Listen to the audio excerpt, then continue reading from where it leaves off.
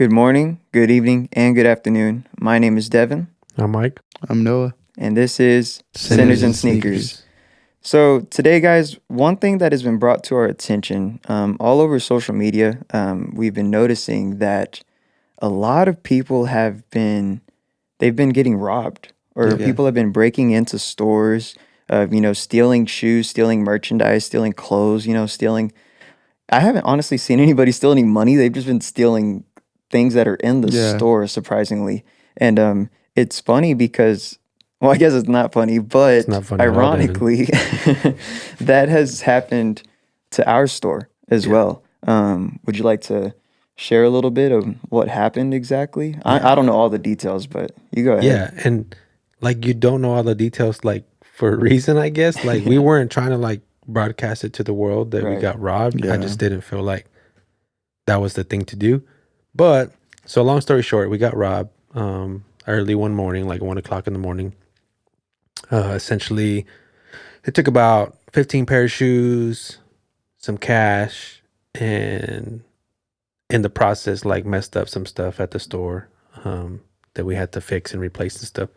So it's pretty good hit, about 10 grand worth of damage and goods and stuff, which was to a small business like us, it's like, Yeah. that's huge, right? Like that's a really big deal.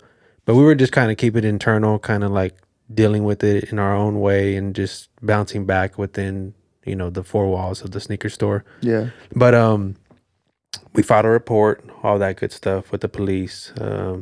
And thankfully they called us and said, hey, we recovered some of your property, which is great. Like I didn't think I would see any of that stuff ever again.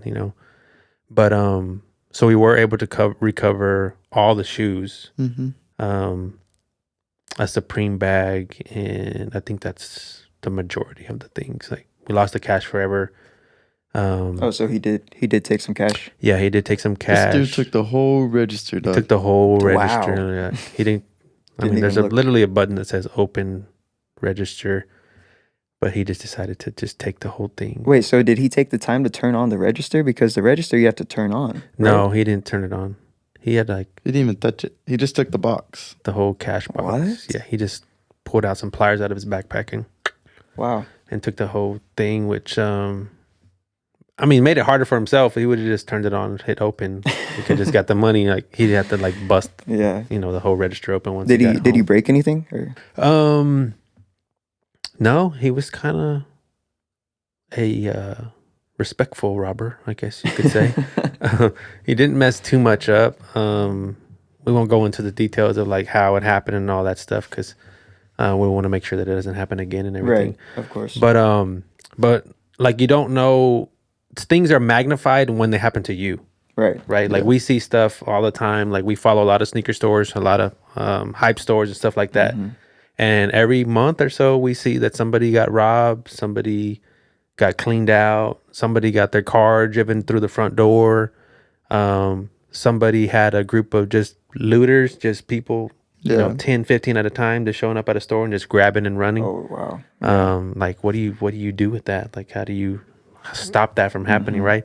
So it's becoming more prevalent and more issue in sneaker world, sneaker community. And it sucks. Like it really sucks. It could have been way worse for us. Like, Right.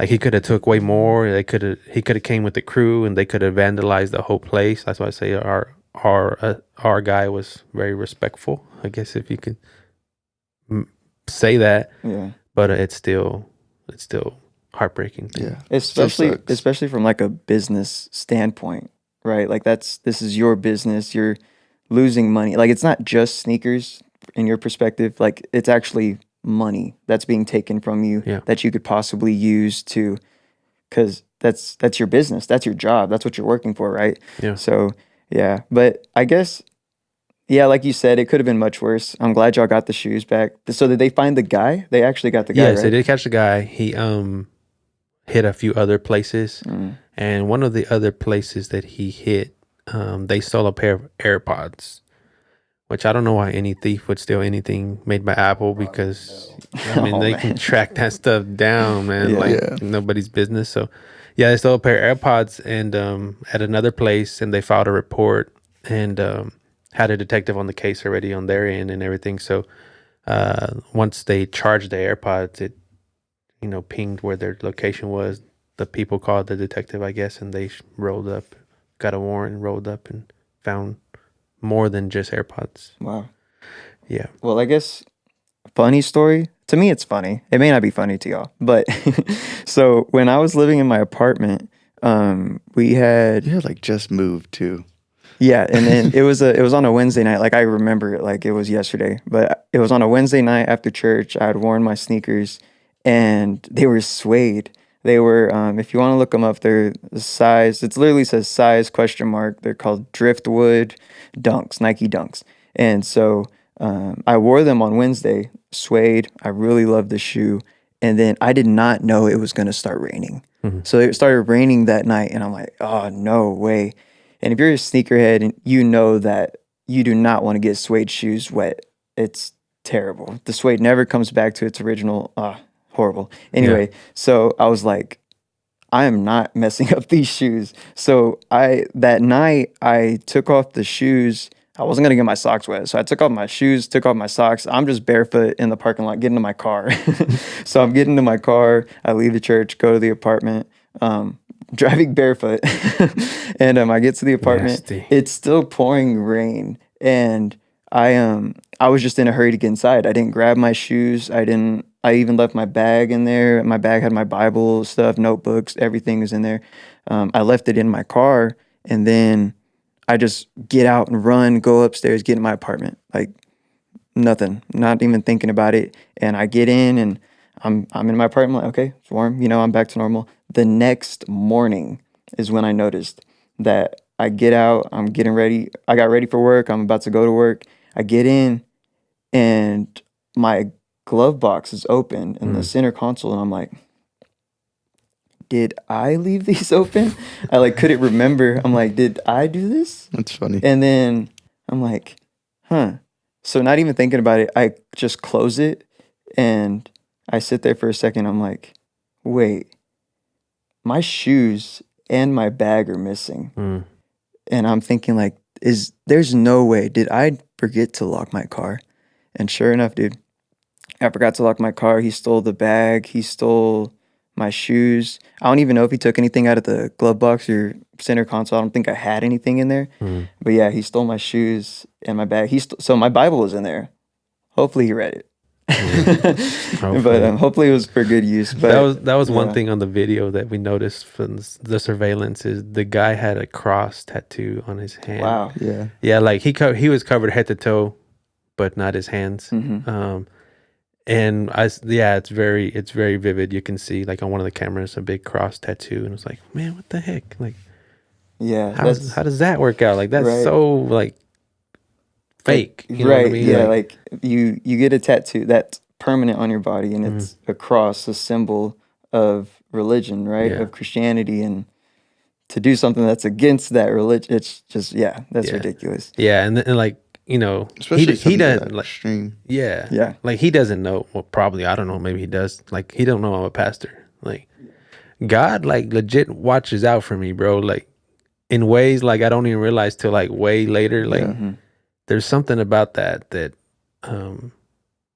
he looks after his people. Like he really does, and like that was just so ironic to me. Like what the heck's happening here? But you said something earlier. You said that like this is ours, like it really affects us. And I brought a pair of shoes. I'm gonna show it in a minute. But like people think, oh, you got a sneaker store, like you're rich, or y'all can get any shoe you want, like y'all made it. Like that's just people's mindset sometimes. Like they think if that's what we have, that's our reality, and that's just not true. The shoe I'm gonna show you is the only shoe that we recovered that he wore. So every other shoe we got brand new, DS condition, but this one he wore, and I had it in the back in the office because I wanted it for myself. Yeah. Right. And it's been there like maybe like a month or so already, because I was waiting to sell one of my shoes so that I could purchase this shoe from a consignor of ours. So I had it back there just chilling, like because I wanted it, and I was just waiting till I had the money to get it. and the dude stole it. I was like, oh my gosh. Like, I actually wanted that shoe and I was saving it. And my shoe had actually sold like that week. So I was going to, pay our friend Abel for that shoe and take it home. And Shout out Abel. yeah, shout out Abel. Just Do It Sells, Austin, Texas. So yeah, man, I was like really, like I was bummed, but like I was bummed about that particularly. Like, I sold one of my shoes. I've been holding it. I was finally going to take it home, get to pay Abel for, he'd been cool and patient with me about not selling it. And he took it and he beat the fire out of it. Man. It's like he had it for like 4 years or something, the way that the shoe The way looked. we got That's it was crazy, pretty dude. crazy. Yeah, it was bad. But Justin cleaned it up real nice for us, our store manager, Justin. Shout out Justin. He got it looking right. I'm gonna show it here in a minute. But yeah, like people don't realize like Yeah. he didn't just take like the stuff from us. Like he took like hours of hard work.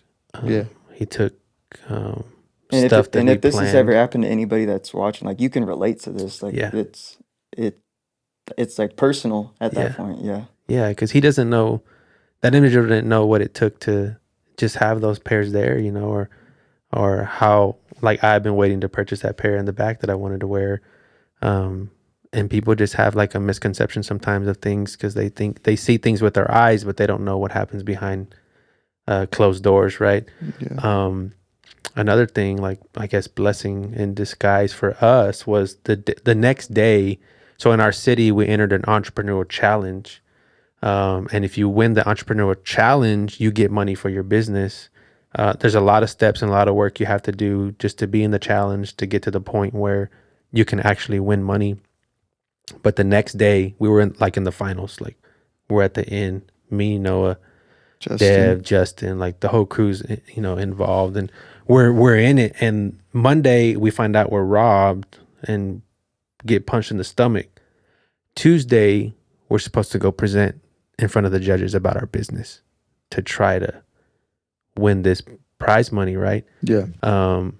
So that was just like motivation, like for us, like that's one thing about sneaker community, that we see people get robbed or get hit or tragedy happens with them, like they bounce back. The community rallies around them, respond, help them out, and they usually come back bigger and better. Yeah. So shout out to the sneaker community for being built the way we're built. We're in an industry that's relevant to everything else in the world. Is like fairly new, like a baby, right? And we're learning and growing and trying to figure all these things out. And when we get punched in the stomach like that, sometimes it's hard to respond. But in that moment, I was like, okay, we're gonna win. Like, this is proof that we're gonna win, right? I told my mama Carla that I said, the enemy can't steal what God already gave me. Like the stuff he can't keep up with what God has already given me.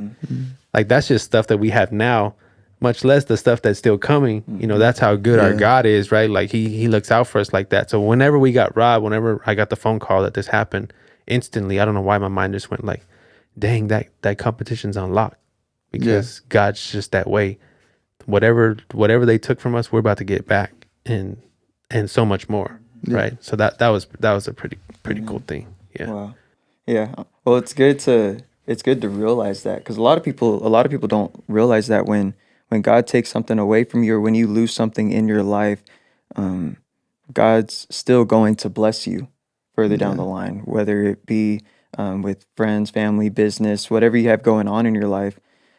Instead of looking back at it as a downfall that you had, use it and still choose to praise God and glorify God in it, and then He will continue to bless you in everything you do. And yeah, that's crazy. Hopefully this guy that robbed the store, hopefully he was a sneakerhead. I don't know if he liked shoes or if he was just trying to get some money. But what shoes did he take? It was the SB Udos, right? Yeah. Udos. What size? Your His size. size. Come on, dude. Man. Ooh, they look clean though. Honestly, you said they were pretty. Now they do. They were pretty beat, dude. But Yeah, so Justin here's the cleaned shoe. them? Justin cleaned them? Yeah, Justin cleaned them. Justin can't clean. Justin never cleans his That's shoes, bro. crazy. I think Justin, You get Like low key scared. felt bad for me because Justin knows like the shoes were back there. Like he talked to Abel for me, like the whole thing. Like he knew what was up with the shoe and everything. Justin don't And even clean his own shoes. he doesn't like if y'all know doesn't. Justin, like he don't Let's even go. clean his own dirty shoes. pairs. Yeah. But yeah, he got it looking right again. It's definitely wearable. I'm definitely gonna wear it. But it was bad, bro. Like the sock liner, like the inside, it was like chocolatey. Like he didn't like it looked like he wore it with no socks. No like way. just they were just bad. But yeah, Can I check them out? yeah, for sure. But yeah, they're Oh, yeah. looking. Man. One Yeah, thing I'll looking say good. too is when we got robbed, like I feel like nobody got down Yeah, like about it. Like that's one thing that was the best part. I feel like, and we got to grow from that because like nobody was upset about it. Like we just kept going. Like we didn't really think about it, and like yeah, it happened, but there's worse things that could have happened. Or yeah. Yeah. Yeah, for sure. And like, I don't know why I just didn't want to tell anybody when it happened. Like, I don't like Yeah. people like feeling sorry for me, I guess. I don't even think I knew right away. Yeah. I think it took a little bit for y'all to tell me about it, but We just kind of handle it. yeah. But We just kind of handle it and like move on type Yeah. of thing. And I definitely didn't want to mention it like during the competition. Like, I didn't want to feel like, oh, let's let them win because they just got robbed, kind of sob story kind of Yeah. thing. So we didn't mention anything. And honestly, we wouldn't even be mentioning it now, but our local police department made it public. So Yeah. so we get a lot of questions and stuff now. Yeah, And like yeah. people were asking, what happened? How did it happen? When did it happen? And all this stuff. So that's why we're talking about it here because it's already out there. Otherwise, nobody would ever know. Right. So yeah. Well, yeah, I wonder what he was going to end up doing with them. Maybe he was a reseller, right? He was just trying to, or he was going to start reselling at that point. I don't know, bro. Because he got some people. Yeah. But I wonder, because, so there's a lot of rumors going around that apparently the sneaker market is dying. Yeah. Or at least it's going down, or it's broken, or crashing, or whatever term you want to use. But a lot of people are saying that, especially after the Jordan 4 Reimagine release, they're not doing as well as everybody thought they were going to do. And then today they had some Jordan 1 black and whites. They released as well. We posted those on our story. I think like 60% of people said they liked them, 40% said they didn't. And I don't know. I personally like them, but like I said, the reselling market's just, what would you say? Personally, I'm not a reseller. Coming from a reseller's point of view or perspective, what would y'all say is happening to the market right now? Like, is it booming? Is it crashing? Is it kind of just meh? First of all, I would say that you are a reseller. Oh, wow. Because you work at a resale store. I know you don't personally resell your shoes. Is that up for debate, though? That's No. up for debate. We can talk about that That's later. up for but, debate. if somebody walks into the store, they're going to identify you as a reseller. It's up You're a for debate. reseller, Devin. You're a scammer. Okay. We're going to talk about that in a minute, though. Okay. But market, I think the market is down for sure. It's not dying though. Okay. Down, not dying. Yeah. Okay. To say something is dying, it is losing life, Right. right? To be dead is to be absent from life. Right. There's a lot of life in sneaker world. Yeah. There's a lot of movement. There's shoes that are still releasing. People still want them. There's still a want and need for them, I guess you could say. But as far as like dollar amount value, are sneakers worth as a whole less than they were 1 year ago, 2 years ago? Yeah, I think so as a whole. Okay. We can talk about some of the contributors to that, why that is, or why do we think sneaker market is digressing? I think so. I've noticed that, or I've done some research, and apparently Nike is starting to release a lot more pairs, like a lot more quantities. I don't remember how I definitely much. have seen quantities go up. Yeah. Do you know how many bread reimagines they released? There was a lot. A lot. From me just working at Finish Line, like whenever I had first started getting into shoes, I mean, we would get like 12 pairs. Like we would get a size run and that'd be it. Nothing else. Nothing. But nowadays they're getting like 60 pairs, 70 Mm-hmm. pairs. And it's getting, I guess you could say it's beginning to get saturated. Mm-hmm. Yeah. But I mean, everybody's going to wear their pairs right away. Like, example for the Jordan 4, everybody's going to wear their pairs now. Give it a year. Yeah. They'll be up. Yeah. And I think they just, like, Nike specifically is having a hard time, like, balancing how many shoes do we release because we want to make money, right? Mm-hmm. But also we want to maintain the want and need of our product Yeah. with our consumer. And they're trying to balance that information. Like, okay, for a while, every decent colored dunk they drop would sell out in minutes. That's not so much the case right now, currently. But a year ago, man, I'd stay on Nike or sneakers, any decent colored dunk that would drop, it was going to sell out Yeah. at drop time. And now there's probably decent colored dunks right now sitting on shelves. Nike Mm-hmm. and on shelves. Yeah, Definitely Finish on Line. shelves. If you Yeah. go to Finish Line right now, in Midland, Texas, they got some pairs. Yeah. So They got imagine some stuff. imagine what they have outside of Midland, like in I the bigger know. cities like Dallas and Austin and Yeah. Houston. It's Imagine. crazy. Yeah, like you can go into the Finish Line now and you can get yourself a pair of dunks. They even have Jordans sitting. Yeah. They have some nice New Balances, some nice Those Nike. threes that just came out. So I wouldn't say the sneaker market is necessarily dying or going down, but it also depends on your definition of a sneaker. Like, because to me, a sneaker is something that I guess not necessarily has hype, but like is popular, you know? Like mainly Nike Dunks, some Nike Air Maxes. All your or- GRs. Yeah, really, stuff like that. Jordans, you know, that's a sneaker. Because if you think about it, I have a lot of shoes, Yeah. but I don't have a lot of sneakers. If that makes sense, you know what I mean? Because that'll cut down. But I don't think the sneaker market's dying. So Yeah. what about the resale market? I think it's getting harder and harder for resellers to exist because the value is not there on most releases. Like the most profitable release in this year is probably going to be Reverse Grinches. But they didn't release very many pairs, so it's hard for resellers to get their hands on those. And then it's the Bread 4s So far. so far. Yeah. Now the Bread 4s, if you got them for retail and you're selling them on a resale market, you know, you have an Instagram page or something like that, you're probably looking to make $80. 30 to 80 on the high end, 80. Mm-hmm. Yeah. You know, You 30 can't on even GS double. pairs, Mm-hmm. you know, 80 on men's, maybe 100 if you got that just right buyer, you know. But I think a lot of resellers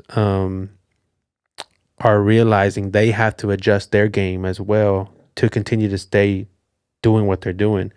And a lot of that leads back to stores like us and making relationships with those people. A lot of resellers, and there's a lot of companies that are starting and cook groups and things like that that are tying resellers to sneaker stores so that we can sell their product for them and they can still make a decent margin because of the infrastructure that we've built. That makes sense. But a lot of sneaker stores are actually implementing like rules when it comes to their releases. Because I know Finish Line, like when they have extra pairs left over, it's first come first serve, and it's one pair per person. But that's that's after the raffles because they raffle them off. So you have to enter in the raffle, hope you get it right, and then sneakers as well. They're cutting down on botting. Yeah. Right. So because like if you enter in sneakers, it'll tell you like we're removing bots and stuff like that, which I honestly think it's working. I think I'm a bot sometimes, bro. They don't be giving me my shoes. A lot of people who usually don't hit on sneakers are actually hitting on sneakers. I think I've only hit a few times. Shout out to Sneakers L's if anybody has an L out there. Got like 50 billion L's. But yeah, they're cutting down. I think they're adjusting to the resale market, which I guess isn't the best for resellers right now, but it's definitely happening. Something's changing. And I feel like sneaker world, maybe just because we're in it, that we realize everything. Like, I feel like it's always adjusting, like on both ends, from the reseller end, from the retailer in, from the consumer in.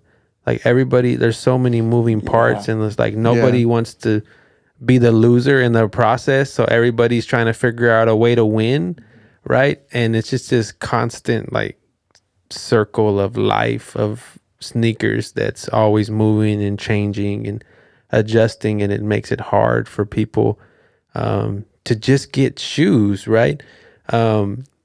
Which I guess is good for us too, because some people just don't want to deal with it. Like, Right. Yeah.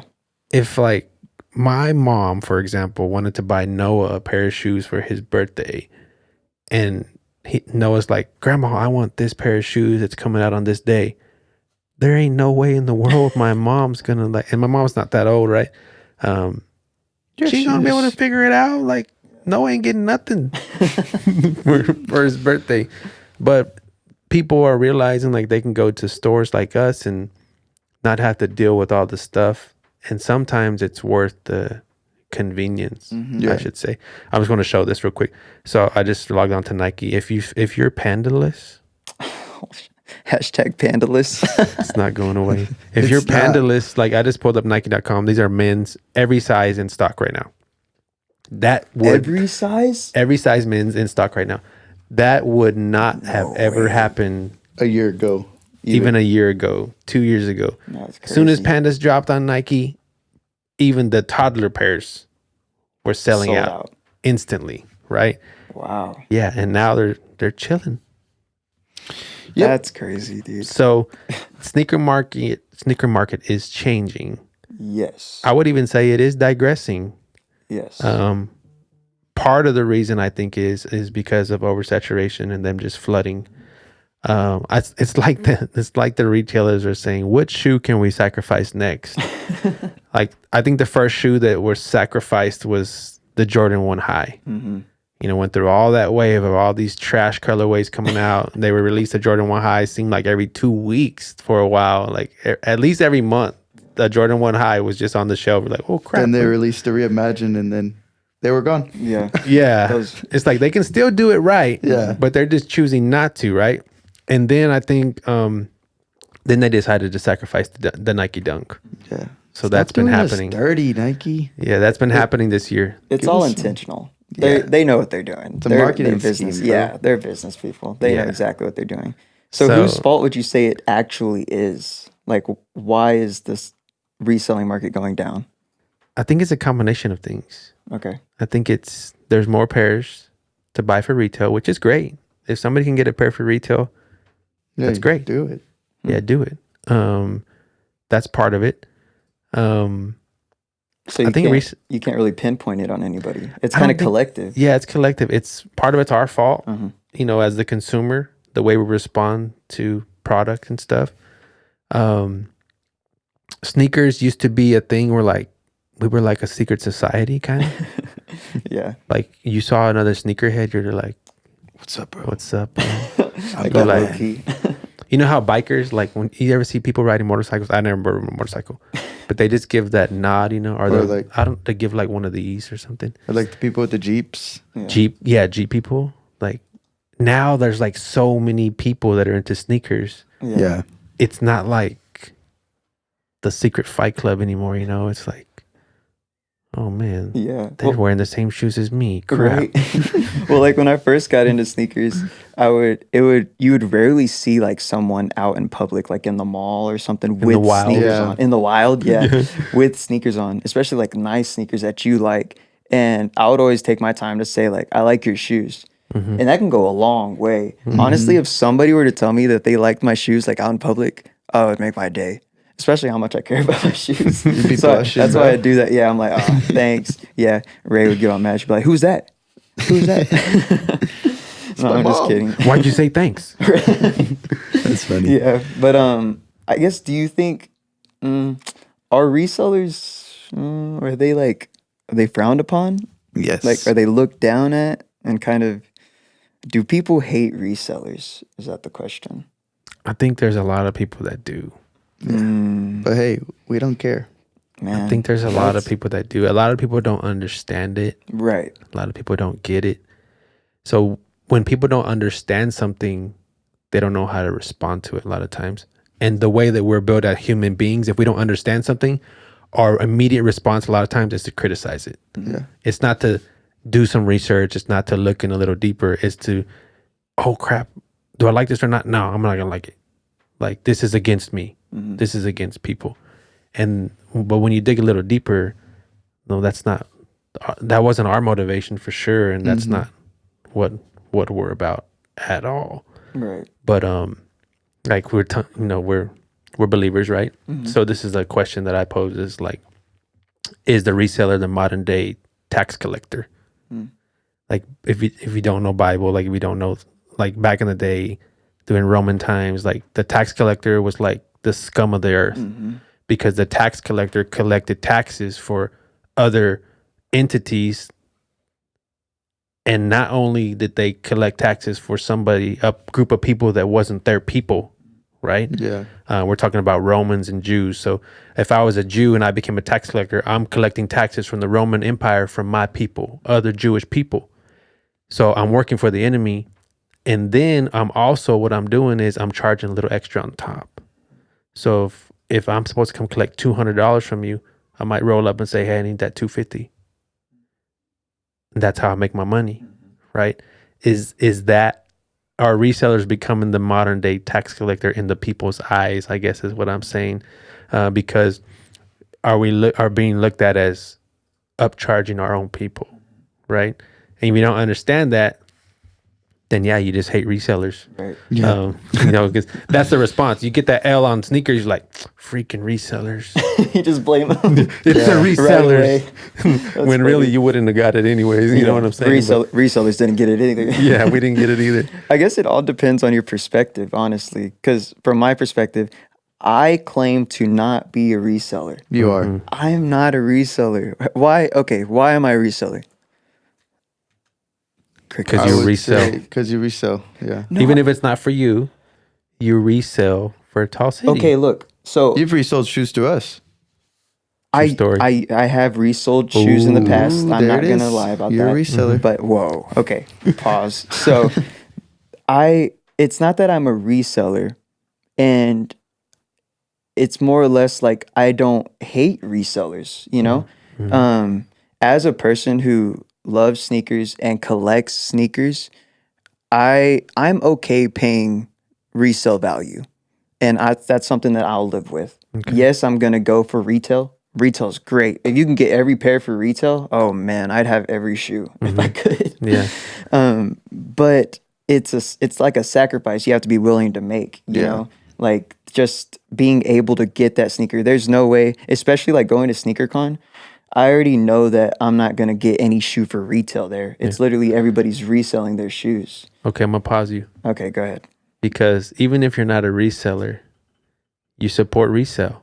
But that doesn't mean I'm a reseller. I'm not saying that. Okay, I do support reselling. So you are in turn supporting, in a way, the reseller game, I guess is what I'm saying. Yes, I'm not anti-resale, but but Kevin, just say it's it. tough. I'm not a reseller. It's just like okay. Let me ask you this. So what if you are? Like this is exactly what we're talking about. Okay. What's the stigma? Like you obviously from you sitting there talking to us, you don't want to be classified as a reseller. Why is that? Why is that? I think it is because a lot of people hate resellers. Yeah, but yeah. But it's to me, it's just a lack of understanding. Yeah. It's Yes. like unless you are the one from the very beginning, you created a product and it's yours. You patented it. Nobody else did this before you. You're not a reseller. Everything else in the world is being resold. Tires. You go up to Walmart, bro. Chones. Walmart. Everything. I don't know if Walmart manufactures anything, but every single thing inside of Walmart is being resold. Yeah. Any store, convenience store, gas station, electricity, everything that we consume, unless you're the original man, like it's yours, it's resale. But in the world that we live in, it's just magnified and socialized and people, it's right in front of people because people take it personal because they love their sneakers. Yeah. And when they take that L, they need somebody to blame, right? Right. So people can be mad at resellers if they want, but while you're drinking that bottle of water that you're drinking, mad at resellers, you're supporting resale because you didn't make that water. Yeah, I guess it's tough. Like, okay, I'm not a reseller. I do support reselling, which I think, like I said, I think it's just all about perspective and understanding. Because I guess from my perspective, I know why y'all resell. I know how it all works.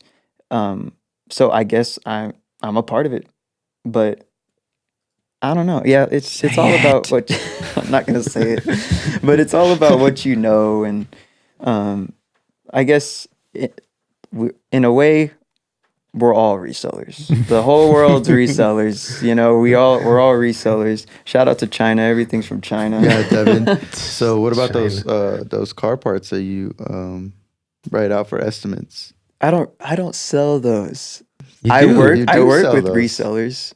You are a dang reseller, it. Devin. I do, because we do make money busted. on top. Anyways, That's what I'm saying. We're all resellers. The We're whole all world. resellers. Yeah. but like I think it goes back to like our first episode. If you haven't watched our first episode, go back and watch it. Also, if you made it this far in the video, shoot us some questions, comments. We got some good questions and comments from the last video. If you're not subscribed, please do that as well, because it helps us keep us motivated to keep doing what we're doing.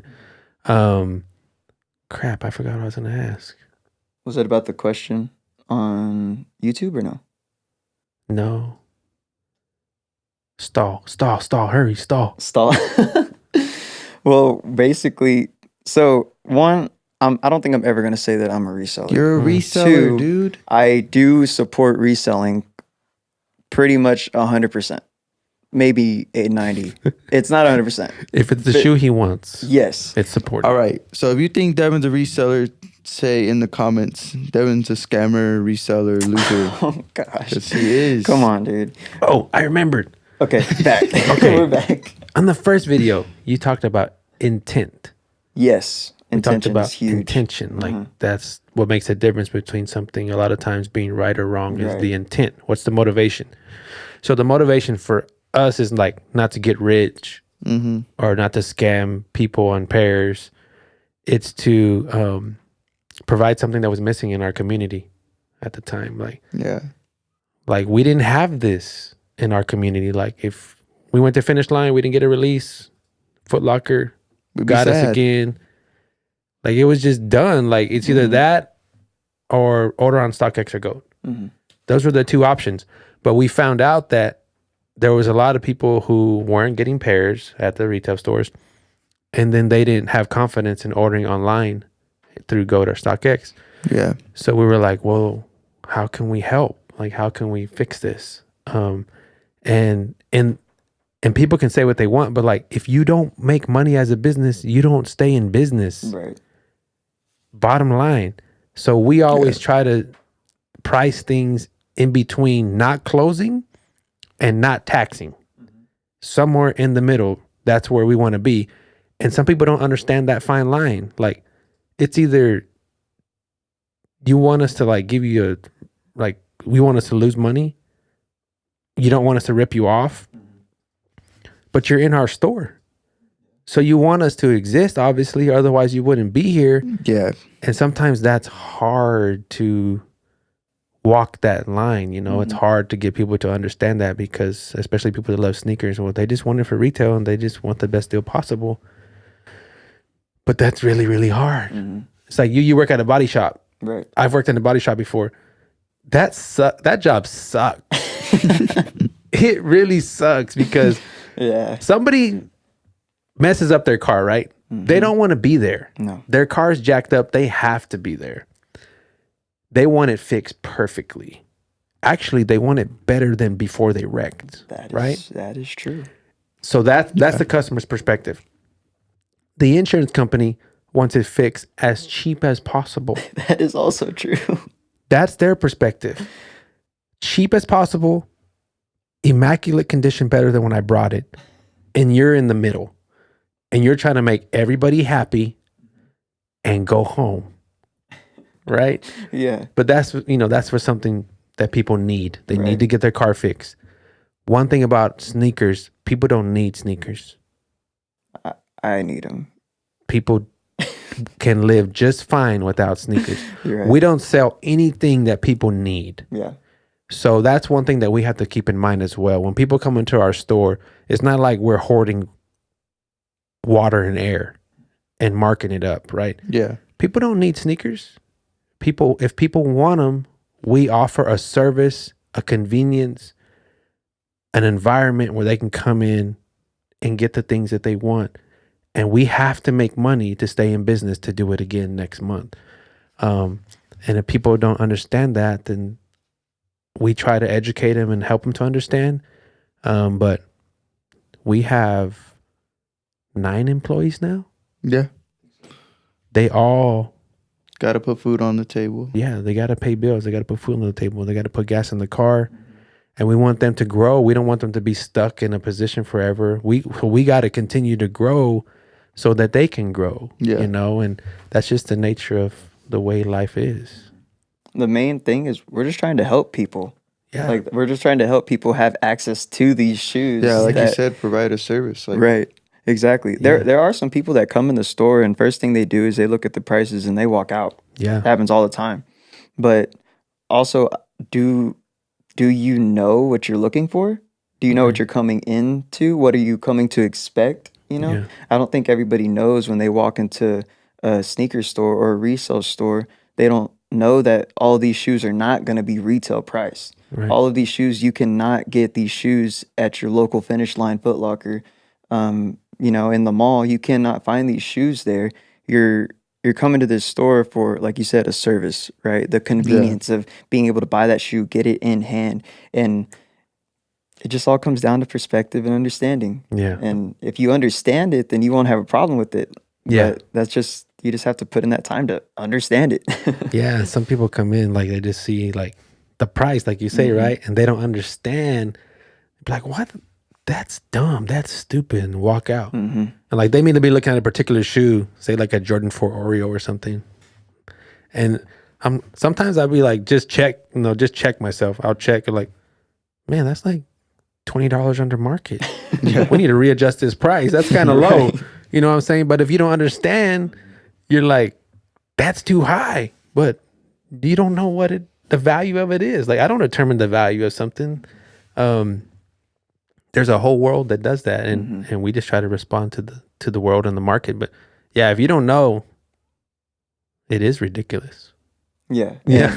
We do, like, there are some people that come into the store and they're just like blatantly rude, honestly, when they don't get there are some people that'll come into the store and they'll try to sell us a shoe, and unfortunately we can't buy it. Either we're not buying at that moment, or it's a used pair that we don't buy, Or we don't want it. or we just don't want it. Yeah. That And too. then they'll get mad and storm out because we won't buy their shoe. But it's all business. And like I said, a lot of people do come and just bad moods. I don't know. Some people be on some stuff, really. Yeah. But I don't like dealing with bad moods. yeah. But we keep like the store, we try to keep like a positive attitude and outlook Yeah. on everything. Not everything we do or not everything we go through is perfect and sunshine and rainbows all the time. And that leads me to this one question. I don't remember his name. Do you know his name? Who asked it on? He commented on the YouTube. It's In the Loop Productions. Yes, In the Loop Productions. He said, "Is Christianity toxic positivity?" And I'm going to read the definition of toxic positivity real quick. So it says, "The belief that no matter how dire or difficult a situation is, people should maintain a positive mindset." So who wants to go first on what is Christianity toxic positivity? I'll let y'all go first because I don't want to influence your answer. Okay. You want to go now? Yeah, I'll go. Go ahead. I guess you could say it is Okay. toxic positivity, just because, like, based on my faith, Okay.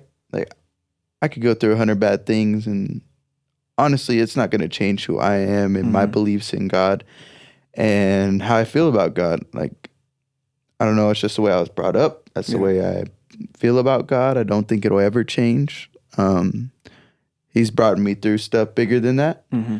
So for that reason, something small or 100 small things, it's not going to affect me because he's already brought me from that, and he can do it again. Yeah, amen.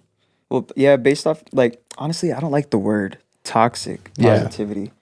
But like based off the definition, the belief that no matter how dire or difficult a situation is, people should maintain a positive mindset. And to an extent, you should maintain a positive mindset. The life we live in, this crazy world that we live in, it's like I said, it's not always going to be perfect. You're going to have issues. You're going to run into troubles. There's going to be times where you don't have money, where you can't do this, you can't do that. And you don't always have to be positive about it. You know, like we're human at the end of the day. Everybody's human. Everybody has flaws. So if it's okay to be upset about something, right? Especially, so say you get upset with a person, right? You have a dilemma with somebody, you don't like them, and it's just confrontation. God tells us to love our neighbor as ourselves, right? So we have to, in that moment, we're not going to be positive. You're going to be caught in the heat of the moment. You're going to be saying things you're going to regret saying. You're going to do stuff you regret doing. But at the end of the day, we choose to love that person. Everybody in this world, we're not all going to agree with the same thing. We're not all going to have the same mindset. We're not all going to have the same perspective. We're not all going to have the same understanding. We're all human, right? And so we're not going to all be positive, especially coming from a Christian. Personally, I can say that I don't always have a positive mindset on everything. There are some things that I don't agree with, and I literally just get like down in the dumps, and I'm just upset. You can see it in my face. I'm terrible at showing my emotions on my face, but I don't have a positive mindset on everything. So personally, I would say that Christianity to me is not toxic positivity. Mm-hmm. Go ahead. Yeah. And this is great because, again, like we said in our first episode, that these are our opinions. Yeah. Right.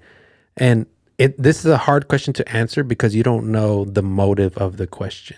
Yeah. Right. That's good. If you're just looking at the words, depending on your life circumstances, you read that one way or another.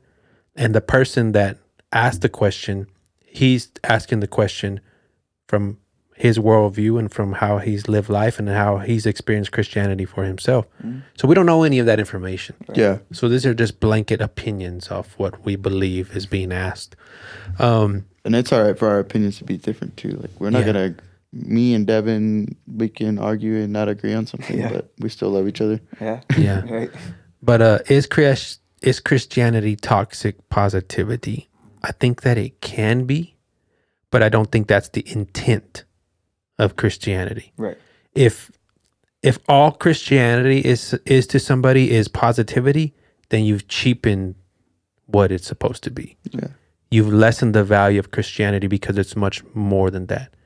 Because if you look at the basis, the root of what Christianity is, it's faith in Christ. And if you look at the life of Christ, there's not a lot of positivity there. Mm-hmm. When he walked the earth as a man. Yeah. Right? Hate, situations that he found himself in all the time, persecution, and then, of course, as most people know, persecution until death. Right? Not a lot of positivity in dying on a cross. No. Not in the moment. Yeah. Right? And for the believer, for the true Christian who understands the full counsel of God's word, we know that Christianity is so much more than positivity. Christianity involves suffering. Christianity involves persecution. Christianity involves doing hard things that you really don't want to do. Christianity involves losing friendships, losing family, losing jobs, losing careers, losing dreams for your faith. And like you're saying, in the moments, that's real hard to maintain a positive mindset. And I don't think that is what God expects from us. Right. He built us with feelings. He built us with emotions. Yeah. He built us all individually different. If God wanted automated positivity, then he would have built automated positive creatures. We're not automated. We have free will. We get to choose. He gives us freedom to live life and feel and experience. And a lot of times our experiences are not fun. I think it benefits a person in life to stay positive, even through the tough times. But I think if you look at Christianity as a whole for what it is, it's so much more than toxic positivity. Right.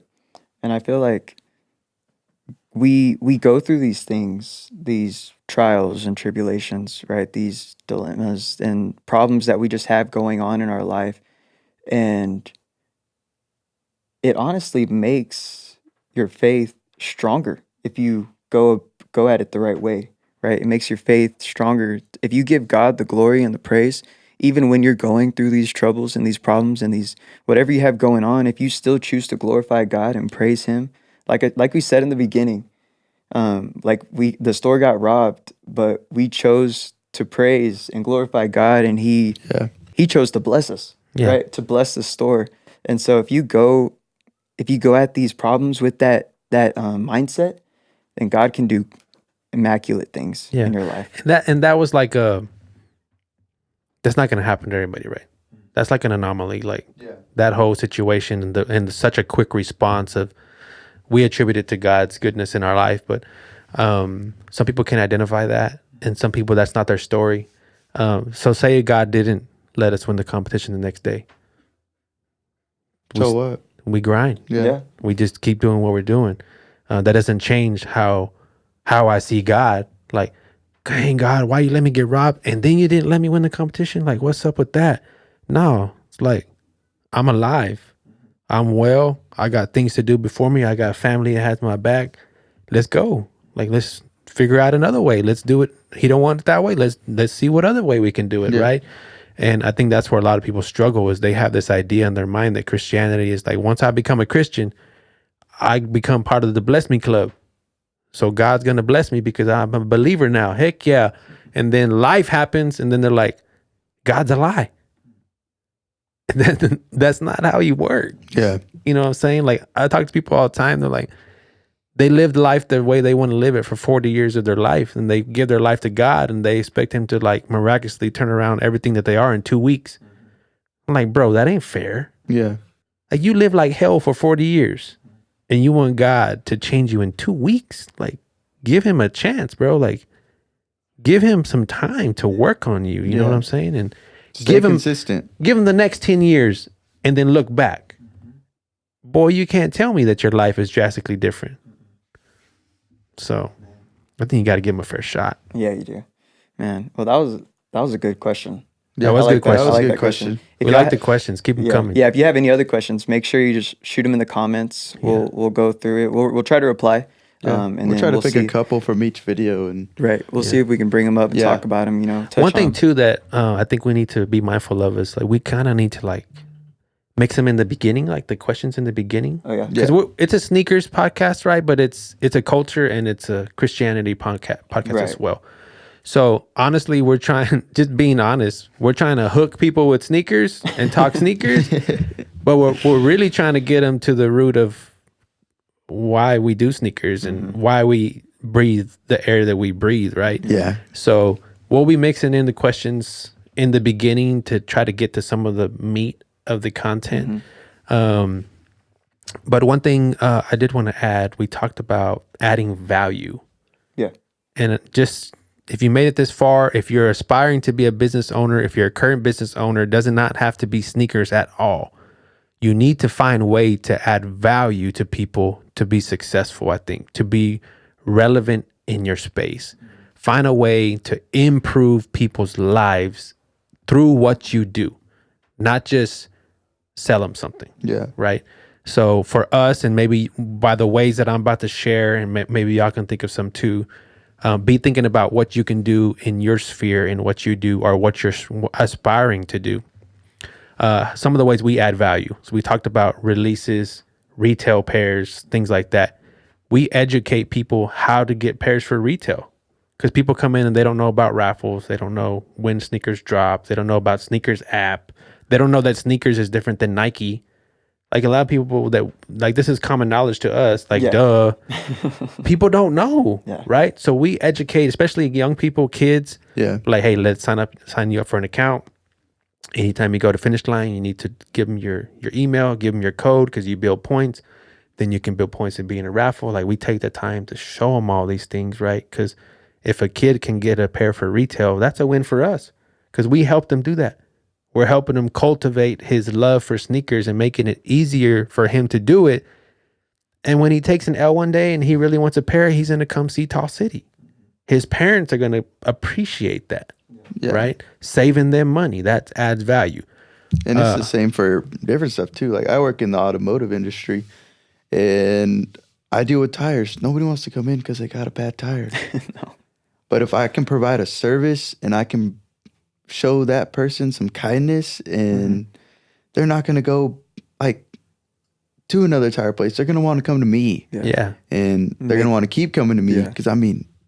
And make that experience worth it for them, you know? Because like you said, nobody wants to do that. Yeah. Like same for me, I work in the body shop. Nobody wants to bring their car that just got in an accident. Yeah. They're just not in the mood, you know? And I have to maintain that positivity to, what's it called?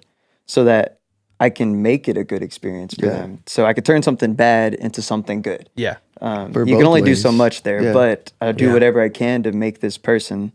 Yeah. So other things to be thinking about, value added just for us, like we clean shoes for free. Yeah. We don't charge anything to clean shoes. You come drop them off. We clean them in our own time.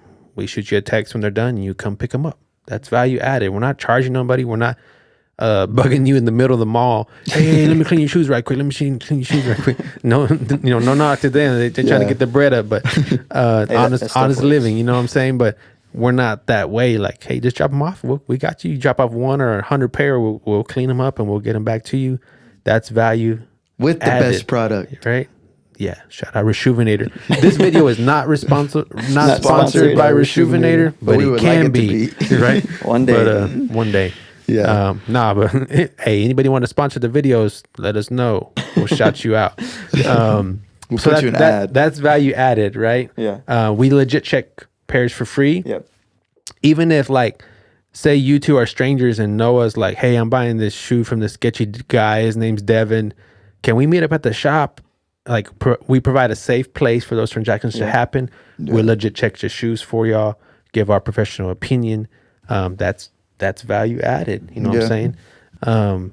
You order the wrong size, we'll bring it to us. We're going to do the best we can to swap it or buy it from you.